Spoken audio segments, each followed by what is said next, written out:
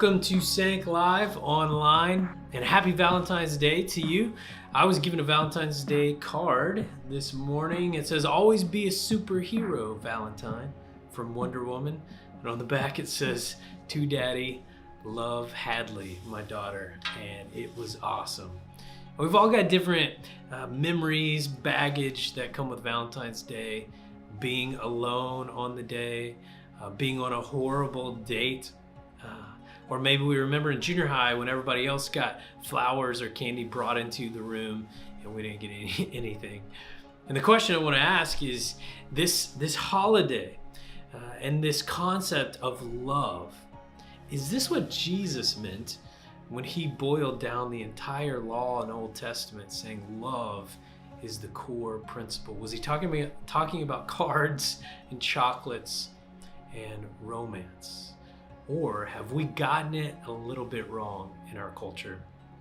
Because of course, love is so much bigger and stronger and more powerful than we often think about it in our culture today. And the church has played a role in this problem. Often we've put a priority on the romantic kind of love. We've made an idol out of getting married and having kids, which can alienate and be detrimental to those who are single, or those who are choosing not to date, or choosing not to be married. And so today we're going to talk about this concept here in a little bit. I brought in my friend Jessica Havens, and we're gonna have a conversation about how the church can be better, our community can get better at ministering to those who are single, and how we can approach honoring God through whatever our relationship status is. So I'm excited for that, but now we're going to enter into a time of worship. And just quick word, man, I'm so thankful that Junior each week is putting on some of our worship songs, and he's bringing in some different worship leaders. So if he's in the chat, just make sure and tell him thank you for that. It takes work each week, and so I appreciate it. So now let's join together wherever you are. Let's worship God.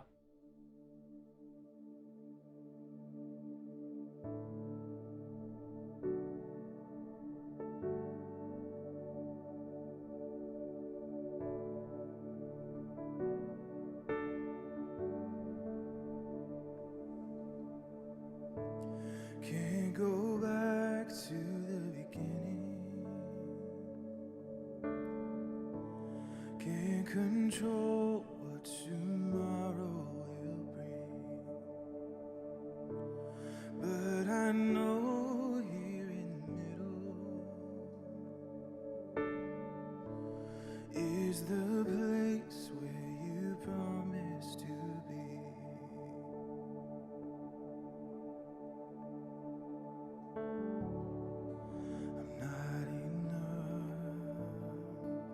Unless you come, will you meet me here again? 'Cause all I want is all you are. Will you meet me here again?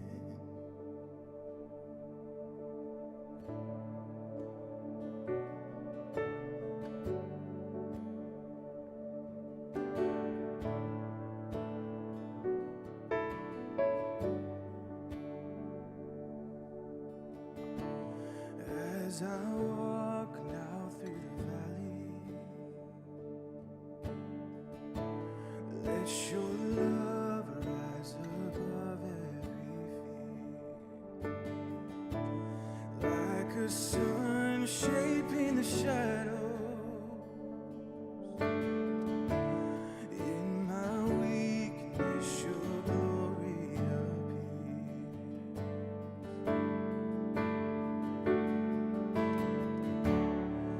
I'm not enough unless you come. Will you meet me here again? 'Cause all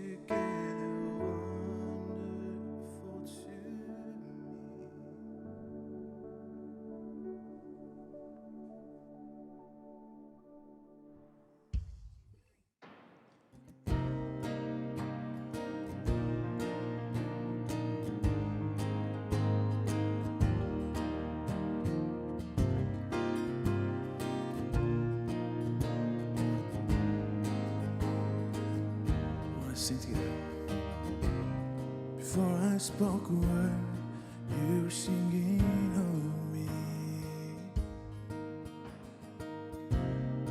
You have been so, so good to me. Before I took a breath, you breathed your life in me. You have been so, so kind to me. Oh, the overwhelming, never-ending, reckless love of God. Oh, it chases me down, fights till I'm found, leaves a 99. I couldn't earn it, I don't deserve it. Still, you give yourself away. Oh, the overwhelming, never-ending, reckless love of God. Hey, yeah, yeah.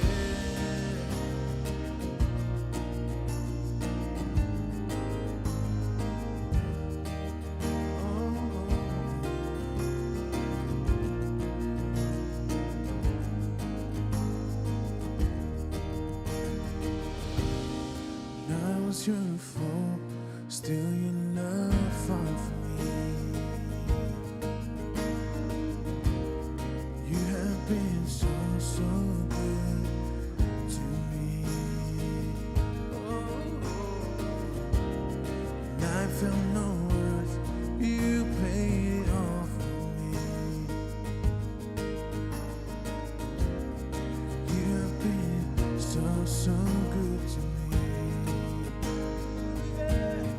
Oh, the overwhelming, never-ending, reckless love of God.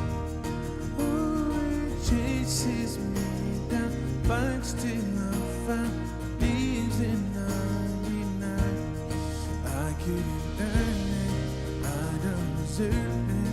Still, you give yourself away. Oh, the overwhelming, never-ending, reckless love of God. Hey, yeah.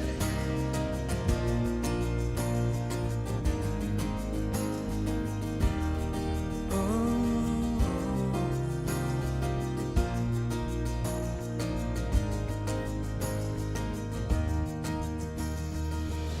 there's no shadow you won't light up, mountain you won't climb up, coming after me. There's no wall you won't kick down, lie you won't tear down, coming after me. There's no shadow you won't light up, mountain you won't climb up, coming after me. There's no wall you won't kick down, lie you won't tear down, coming after me. There's no shadow you won't light up, mountain you won't climb up, coming after me. There's no wall you won't kick down, lie you won't tear down,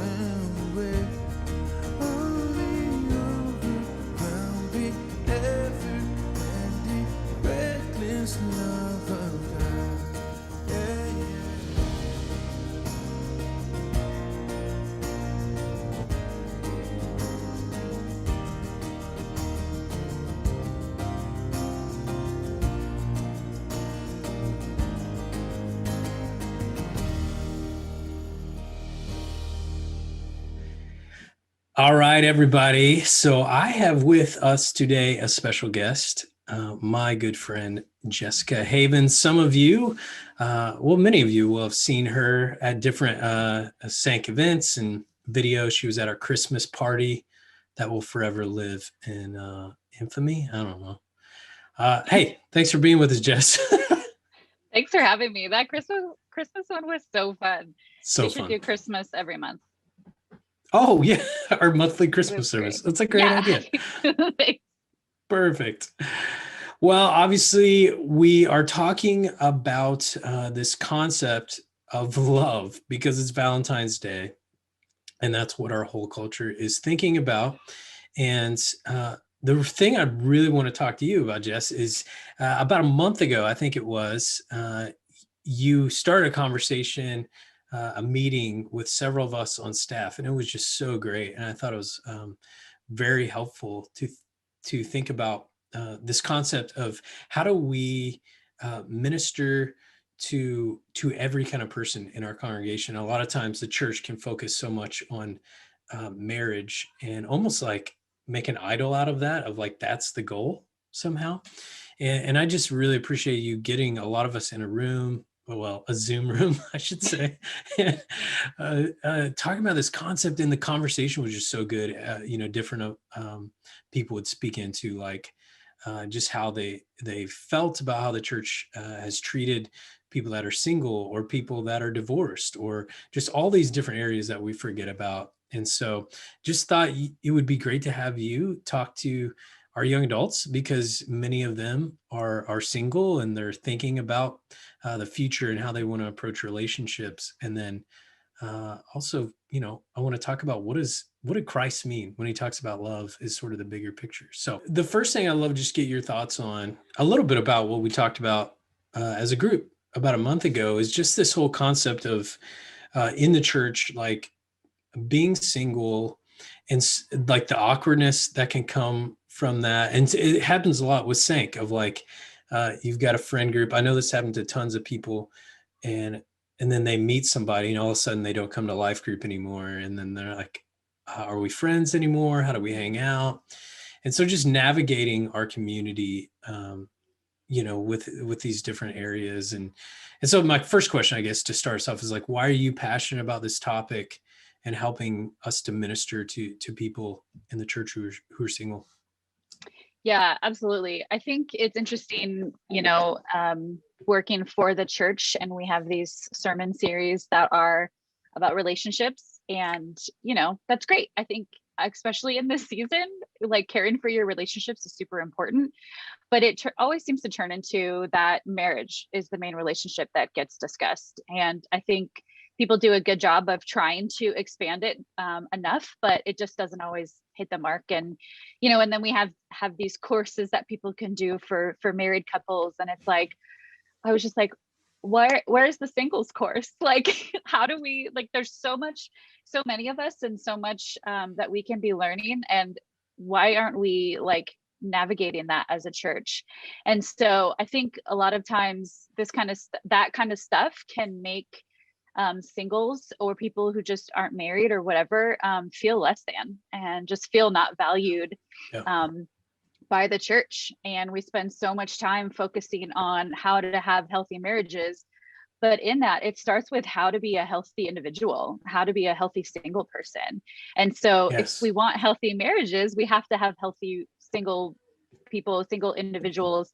And there's just not a lot of that in the church. And, we listen to us as singles, we listen to a lot of messages like that series on relationships and marriage. But why isn't there the reverse? Like, why isn't there a message all about singles so that our married friends can learn about what it means to be single, especially like in this day and age, but even more so in this COVID season? Like, when I explain to Right. people like what a dating app is, it's like, I'll tell you and your wife, and they're like, so you like hit a button and there's like a person there? Like, it's hard to explain it. And I'm happy to do it. But if us as a church are not helping our friends, our married friends, understand what it's like to be single, then we're not doing a good job at that. And so my passion just comes a lot from that, like being at an age that I never thought I would be single at this age, has been really difficult, but there's more than just me. And I've learned that so much in the last year of there's so many more people out there who are in a similar life stage that can also use support. And, it feels maybe a little odd to be a single person helping like support other singles, but I feel like it's better than having our married friends say like, I want to support you as a church, as a married person, when it's like, well, I appreciate the support, but you have no idea what I'm going through. So I Yeah. just hope that my voice can be heard in that of like, I know what it's like. I know what you're going through, and how can we support each other in that? Yeah. That's so good. The piece about you showing me and my wife how to do a dating app, that actually says more about us just being super old. That's too. Like dating apps didn't exist when I was Yes. dating. So no, I love that. And I think I've shared this with you, but going off of something that you said, uh, someone in Sanc, they're probably listening to this right now. They told me it was about a year ago, and we were just debriefing like how to do things better as a community and what Sanc has meant to them, and how valuable it's been. But they said something very similar of like they would often go to church, and the way they described it was almost they felt like a lower class Yeah. citizen within the body of church, because they didn't have kids, and it seemed like a lot of the sermons were about kids or families, and they didn't know how to connect with people because a lot of the groups were based around that. And man, that was the first time I'd heard it said in that phrase, and I was just like, oh geez, like this is a part of our call as a church, and it's to every area of life, of course, but often we Yeah. miss that. A word you said a few times was the word support. Hmm. And I'm curious, just off the top of your head, like, what are some practical ways that people can support each other? Like, you think of a young adult, and especially in quarantine, I'm just like, how can we support each other? How can we really show that support? Yeah, I think, I think about, I'm super lucky to have a roommate. So we have each other to, hang out with when we're feeling lonely or isolated. I think about my best friend. She lives up in Portland and she lives alone, and she has 3 cats, and Mm, she's furloughed right now from work, oh, and her family is all here. And it's just been such a difficult season. And she doesn't have that kind of support group up there. mm, That some people might down here. And so I think that's a big one of just the isolation that a lot of people are mhm, experiencing right now. And even if you do have a roommate, you might be experiencing that in sure. some way. And so just like a practical thing is like, if you know somebody who lives alone, reach out to them, like text That's them. good. And I know some people are a little more on the cautious side of not hanging out in person, and that's okay. Like get on a Zoom call or a FaceTime or something, whatever works, like drop them off, like leave coffee on their doorstep or send them a DoorDash gift card, just any little practical way to like show them that you're aware of them and that you're here for them.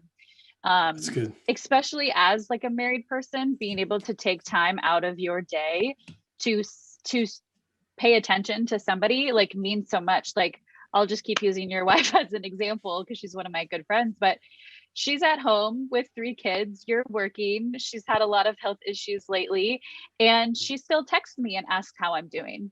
And Mm, that simple like text just means so much to me, more than she probably understands, because she is busy. She has a lot going right, on, and the right. fact that she takes time out of her day to just recognize me and acknowledge me just really just means the world to me. So I think Mm, that, and maybe that's you great. are that single person that's living by themselves and you totally feel that, I would just like encourage you to not be afraid to ask for help, and Yeah. like just really just like, what would it look like for me to feel supported? Be hopefully you have a community of friends that you can say like, hey, I'm really lonely and isolated, like can we like hang out? Can you like just call me in an hour or whatever that looks like? And I know for me, just being able to like express how I feel and like ask for that kind of help and support just like changes so much, because other people just might not have any idea what you're going through. And so, and I'll do a little plug for you, but if you're not in a community, Sanc has life groups. Like, get in Yeah, one, totally. and they're so great. And that's exactly how I met Adam's wife, was in our life group, and just those relationships have meant so much to me over the last years. And so yeah, get in a life group while you're at it. Yeah, that's great. Yeah. And the piece with Lori, like if she didn't hate with all of her soul being on camera, I'd have her on here instead of me. uh, but she does, so not happening. She's on the other, she likes being on the other side of the camera with her photography, right? Yeah, that's exactly right. Yeah, but yeah, thanks for the plug for life groups. I couldn't agree more. I Yeah. mean, I met with a life group a couple of weeks ago just on Zoom, and man, they're doing really well, and they're supporting each other, and they're actually interesting enough. The next question I was going to ask you, they're sort of going through this. A couple of them are in relationships now, and they're trying to Mhm. navigate like this weird thing with young adults and Sanc of like, how does that work? And so just curious if you have any advice, like how have you approached relationships with couples, and any advice for like single folks and couples, because I know you've talked about that before of like, I think personally you're great at navigating that, but I'd just love to get your thoughts on how people can do that better. Yeah, absolutely. I think for a lot of people, honestly, it can be difficult to be single and desire being in a relationship, desire having kids, and not having that, but then being surrounded by people who do have that. I mean, I'll totally admit, like, that's most of my closest friends are married and have been for a long time and have kids. And those are things I've desired since I was a kid myself. And Hmm. so it can easily turn into a jealousy thing. It can turn into something, just I don't want to be around you because I just want that so badly. And I do think that there is that space of, there's Sure. times where I'm just like, man, I'm so bummed. Like, I just wish I had what you had. But then there's also the other side of it, of like how much we can learn from each other, and how much we can really gain knowledge from each other, being in two different life stages. For a while, I thought like my life group had almost everybody had gotten married and started having kids. And I'm like, do I even want to be a part of this group anymore? Like, Sure. it's so difficult to have that. And I'm so glad that I stuck it out and was able to attend the weddings and meet their babies in the hospital, and get to babysit when I could, and all of that. Like, you know it's easy to sell I hope it's easy to celebrate in that way, but also like still having friendships with other single people. I have a great group of friends who are also still single. Like, some of us are in dating relationships now, but we're not married, and a lot of us desire to be there. But just to have that camaraderie as well, it really just it like makes my relationship circle full, if you will. I guess I Oh don't know how to yeah. explain that better, but just, it's so easy to get caught up in this desire of I wish I had, but then to have friends who are in a similar life stage and similar boat as you is also just as valuable. Yeah, yeah. That's perfect because like as you're talking about, I mean, you even said like the full circle of your relationships, like the kingdom of God is supposed to be messy and Yeah. inclusive. Yeah. And that's perfect because it leads into the next topic I want to talk about is like how we in the church have gotten that inclusive, messy, like identity should be stripped away. And I love what you said. We should be looking at each other as humans, as like Hmm.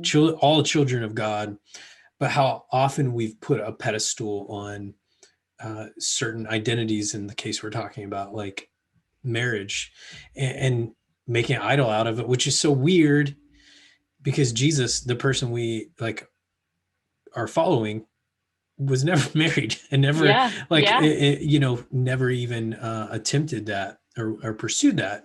So I'm just curious from your perspective, like in what ways has the church miss the mark, in teaching people this concept and about being single. Even Paul, you'll never hear a sermon about this, but Paul talks about, like, man, if you want to pursue Christ in sort of the most devoted way, Yeah. you should probably not get married.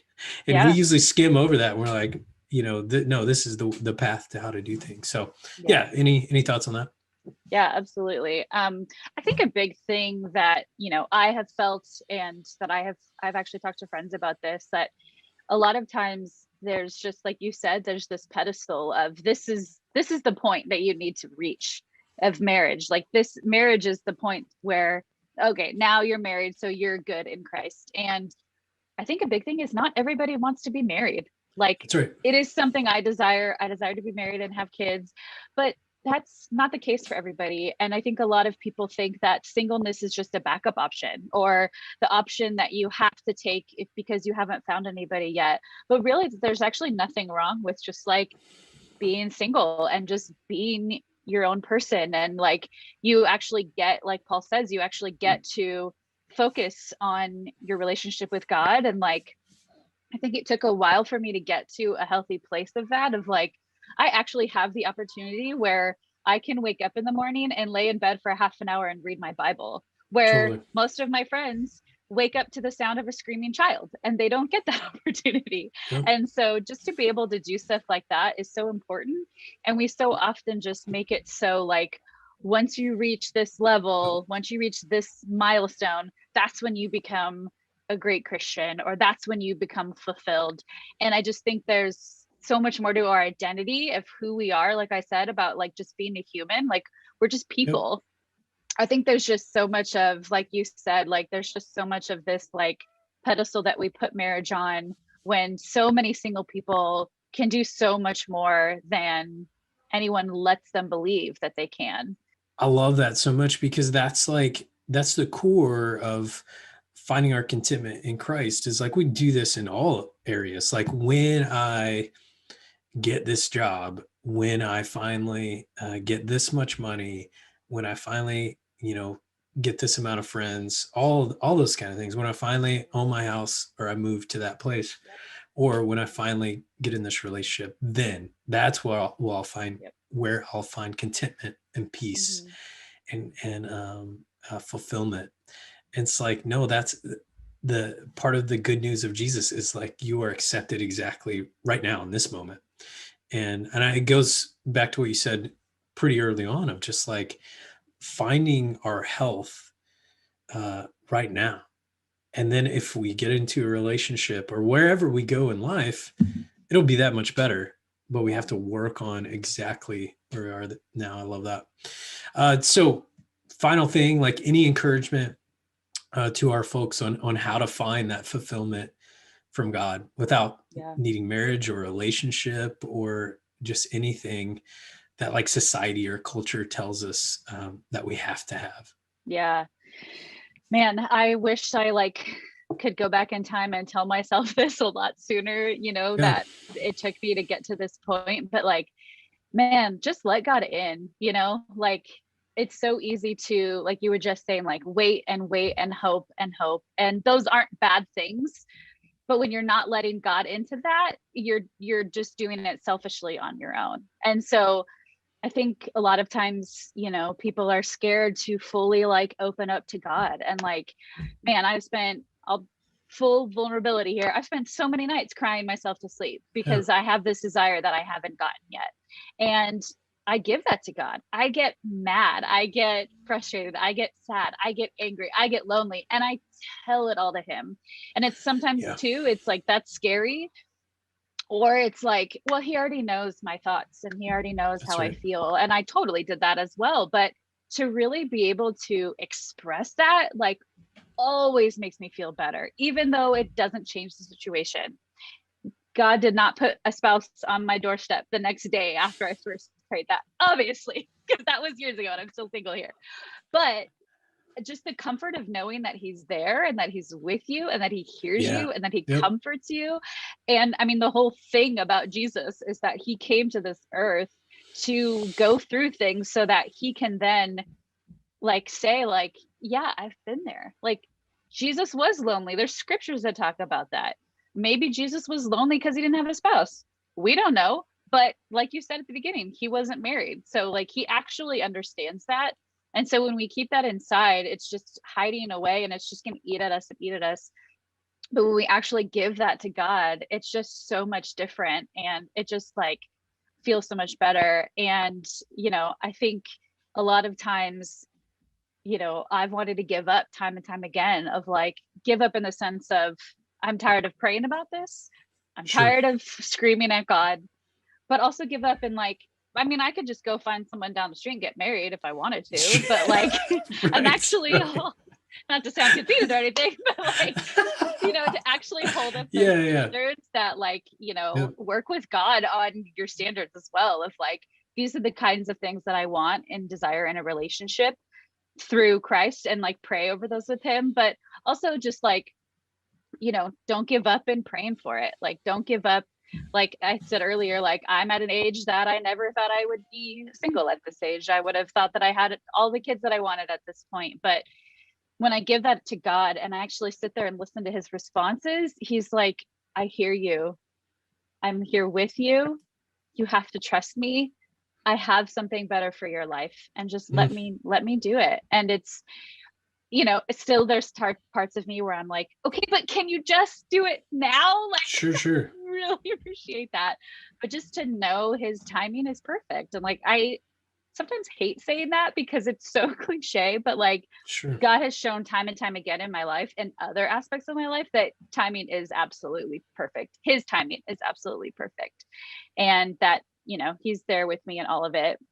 And then the last thing I would say is just to like look at the scriptures, like we talked about Paul and we talked about obviously Jesus, but like one of my favorite scriptures is Psalm 34, 15, 17, and 18. And it says, the eyes of the Lord are on the righteous and his ears are open to their cry.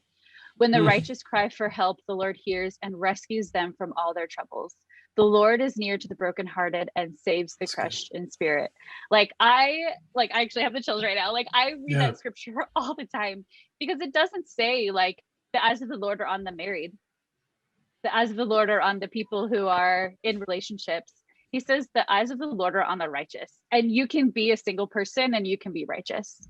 And so when we give our fears and our doubts and our troubles to God, he rescues us Yeah. from that. And he saves us from that. And he's near to us when our hearts are broken. That's And right. and it's just like, to me, that's just so powerful to give these things to God and to just walk with him in this and invite him into this space. God could totally turn things around just like that if we actually, are with him and we're letting him. And Yeah. he could, double or triple your blessings that you may feel like, so far my life has not been what I expected. But tomorrow you could meet somebody. It could be a couple more years. But whatever that is, like God will bless it if we let him.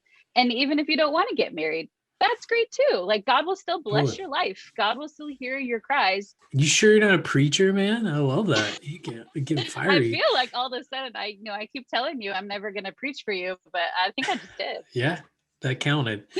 Um, Yeah. I love that so much, Jess. I mean, Sanc people will have heard me say this 100 times, but I feel like that's such a big fallacy in Christian teaching for a lot Mhm. of us is that following Christ equals everything will go as expected, Yep. or you will get everything you want, and there will be no troubles. Yep. And you brought up one of my favorite books. It is crazy, but Job's the oldest book in the Bible, and I've talked about this Sank before. I feel like it's there as the oldest book to actually tell us, no, actually things are going to get bad for you. Yeah. Sorry. And Jesus promises us you will have troubles. And somehow Mhm. we skim over that of like, no, we're going to have troubles. It's not going to be how we expected. Yeah. But the promise is the withness. And Yep. I just love that so much. So thank you for Yeah. sharing that. And just thank you for just being vulnerable. And I know, part of what we have to do better as a church is get past the awkwardness of certain Yeah. conversations. And Yeah. so thank you for doing that with us now, and also just leading us behind the scenes as a church to get a little better at that. So appreciate it. Yeah.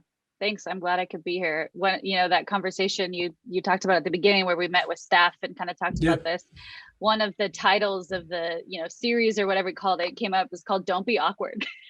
Yeah, because I right. think it can be so awkward and so uncomfortable. And I don't know how many people are going to watch this, but I just poured my heart out here. But no, if no one else is doing it, no one's going to learn and no one's going to grow. And we have to be able to have those awkward, uncomfortable conversations. Or we're just going to sit and be upset. I have been for years that the church hasn't done anything about this. And finally I was like, I'm fed up. I work at a church. I have the opportunity to do something about this. Let's go. Let's do something about this. So great. Okay. Well, thanks, buddy. Appreciate you joining us. See ya. Yeah. Thanks for having me. Thanks again for joining us today. And my prayer, my hope for you is whatever your stage of life, whatever your relationship status, that you would understand that God is with you. You would feel his presence and that his eyes look down on you and he sees you as a beloved child of God. And may you learn how to honor him in this moment, not wait for some time to happen in the future to meet someone or become something, but this moment, would you honor God? Would you be with him? And may you feel the blessing that comes from a Father who loves you and knows you. All right, grace and peace. We'll see you.